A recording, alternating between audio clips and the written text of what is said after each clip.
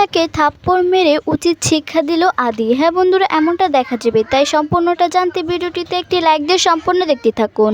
গল্পের শুরুতে দেখা যাবে তখন পাড়ার ছেলেদের কাছে এসে ক্লাবে এসে জয়েন করে, আর তখন বলে তোরা যে এভাবে চাঁদা তুলছিস, এভাবে কেউ চাঁদা তুলে নাকি? আজকে থেকে তোদের সঙ্গে আমি জয়েন করলাম, যা আজকে থেকে কিভাবে তা করতে হয় আমি দেখিয়ে দিচ্ছি। এদিকে শুভ সেই তুফানের কর্মকাণ্ডের কথা বারবার করে ভাবে, তখন বলে আমার কেন মনে হচ্ছে যে এটা আমার আদি কিছুতেই হতে পারে না, কিছুতেই না। আর ও মোহনার সঙ্গে দেখা করতে গিয়েছিল না, আজকে আদির সঙ্গে পুরো কথাটা বলতে হবে। আর মোহনার সঙ্গে কেন দেখা করতে গিয়েছিল আমাকে জানতেই হবে। তখন এই কথাগুলো ভাবতে থাকে শুভ। ওদিকে দেখা যাবে সমবয়ের সব মহিলাদের নিয়ে শুভ সব শেষ করে আর বলে কিরকম ভাবে প্যাকেজিং করে নিয়েছো না, প্যাকেজিংটা করতে আমার বেশি সময় লাগবে না।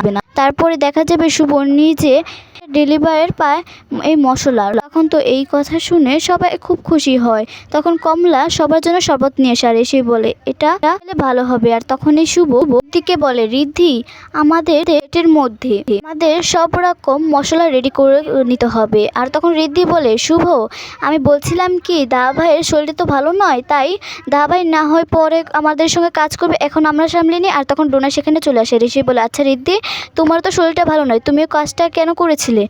তখন তুমি ওদের সঙ্গে কাজটা করছো সেটাই তো আমি বুঝতে পারছি না, কেন এসবের মধ্যে ঢুকছো? আর তখন এই কথা শুনে অবাক হয়ে যায় শুভ। আর তখন রিদ্ধি বলে শোনো ডোনা, এসব ব্যাপারে না তুমি একদম কথা বলবে না, এটা আমাদের ফ্যামিলির বিজনেস।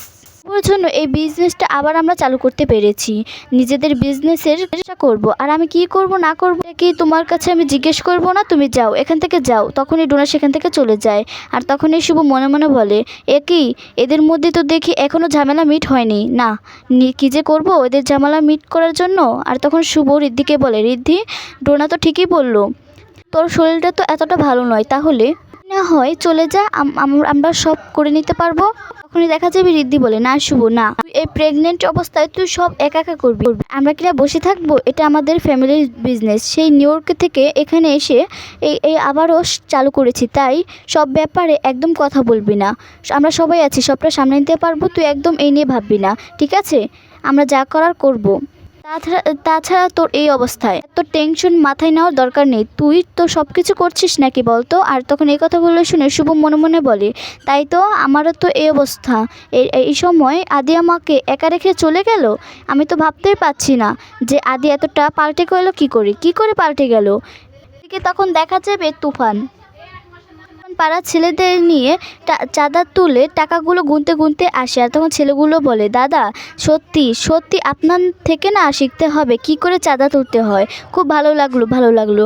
আর তখনই তুফান বলে এই কদিন না আমি তোমাদের সঙ্গে থাকবো, বুঝতে পেরেছো, সব শিখিয়ে দেবো। ওদিকে তখন দেখা যাবে সেই অঙ্গর সঙ্গে অয়না আসছিল। আর তখন অয়না বলে দেখছো, এতে দেখছি বদ্দা ভাই আমাকে দেখে ফেলে না কিছু আমাদের বাড়ির লোকজনকে বলে দেবে, না এখান থেকে চুপি চুপি যেতে হবে। আর তখন অরণা দাঁড়িয়ে দাঁড়িয়ে দেখতে থাকে আর মনে মনে ভাবে এটাই কি আমার বড়দা, আমার মনে হচ্ছে আলাদা মানুষ। পরেই অয়নাকে অগ্নর বলে এভাবে লুকিয়ে লুকিয়ে দেখা করা যায় নাকি?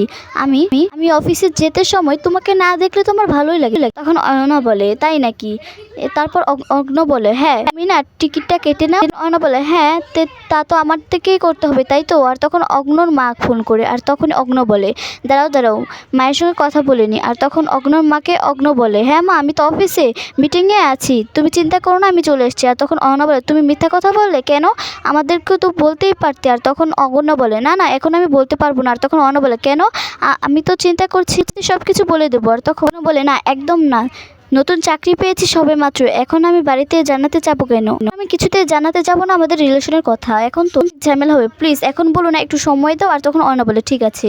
ওদিকে তখন দেখা যাবে বাড়িতে চিৎকার চেঁচামেচি শুনতে পায় শুভ। আর তখন রিদ্ধি বলে বাড়িতে আবার কিসের চেঁচামেচি শুরু করা যাচ্ছে। আর তখন আমি যাচ্ছি। তখনই দেখা যাবে কমলা শুভর কাছে ছুটে আসে আর বলে বৌদি ভাই চলো, বাড়িতে পাড়ার লোকজন সবাই এসেছে, চিৎকার চেঁচামেচি করছে। আর তখন শুভ চলে যায়। অন্যদিকে দেখা যাবে পাড়ার লোক সকলেই চিল্লাতে থাকে। আর তখন দেখা যায় সেখানে শুভ এসে বলে যে কি হয়েছে। আর তখন পাড়ার লোকজন বলে কি আর হবে, আপনার স্বামী তাদের বাসায় গিয়ে রীতিমতো টেট করে চাঁদা তুলে গেছে। শুভ বলে কি বলছেন আপনারা, আর কি বলছেন? আর আদি আর চাঁদা কি করে? তখনই দেখা যাবে কেউ বিশ্বাস করতে চায় না যে আদি চাঁদাটা তুলতে পারে। তখন সবাই মিলে সে পাড়ার লোকজনকে বলে, কি বলছেন আপনারা, এটা তো হতেই পারে না। তখন সেবন্তী বলে, আমার ছেলেটা এটা করতেই পারে না। আর তখন শুভ বলে, হ্যাঁ চাঁদা তোলার তো দূরের থাক, ওসবের মধ্যে তো কোনোদিন ঢুকেনি। আর তখন দেখা যায় পাড়ার লোকজন বলে, হ্যাঁ নিজের ছেলে বাঁচানোর জন্য এখন এইসব কথা বলতে নেই। আপনার ছেলে রীতিমতো ঠেট দিয়ে গুন্ডামি আমাদের বাড়ি থেকে চাঁদা নিয়ে এসেছে। আর এদিকে শুভ আলাদা করে পুলককে বলে, বাবা এসব কি হচ্ছে বলো তো?